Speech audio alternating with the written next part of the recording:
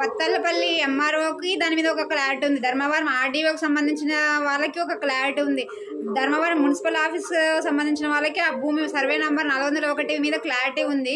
వీళ్ళు ఎందుకు స్పందించుకోకుండా నిమ్మకు నీరెత్తుగా ఉన్నారు నాకు అర్థం కాలేదు. ఎందుకంటే వీళ్ళు బయటికి వచ్చి నోరు విప్పి వీడియో ద్వారా కానీ ఆ స్థలం జనాలకు వస్తుందో లేదో చెప్పి క్లారిటీ ఇచ్చేస్తే అప్పుడుండే జనాలు కూడా వెళ్ళిపోతారు. ఒకవేళ ఇస్తామంటే అక్కడ ఉంటారు. ఎందుకంటే ఏది చెప్పకుండా వీళ్ళంతకు వీళ్ళు ఉంటే వాళ్ళంతకు వాళ్ళు టెంట్లు వేసుకొని రోజులు తరబడి ఉంటే ఏదైనా కానీ జనాలతోనే ఆటలు ఆడుతున్నారు. వీళ్ళు బయటకు వచ్చి చెప్పచ్చు కదా, ఎందుకు మీరు నోరు విప్పకోకుండా ఉన్నారు అంటే దీనికి ఏమన్నా వెనక ఎవరన్నా ఉన్నారా అనేది జనాలకు కూడా అర్థం చేసుకోవాలి. ఎందుకంటే ఇప్పుడు రోజు పనికి పోతేనే గడిచే అనే వాళ్ళు ఉంటారు. వాళ్ళ పరిస్థితి ఏంటి? రేపు పొద్దున వాళ్ళ స్థలాలు ఇస్తే ఓకే, స్థలాలు రాకపోతే వాళ్ళ పరిస్థితి ఏంటి? వాళ్ళ జీవనాధారం ఏంటి? ఇది అధికారులకు ఎందుకు అర్థం కావడం లేదు? ఎందుకు అధికారులు స్పందించకుండా ఉన్నారు నిమ్మకు నీరెత్తినట్లుగా?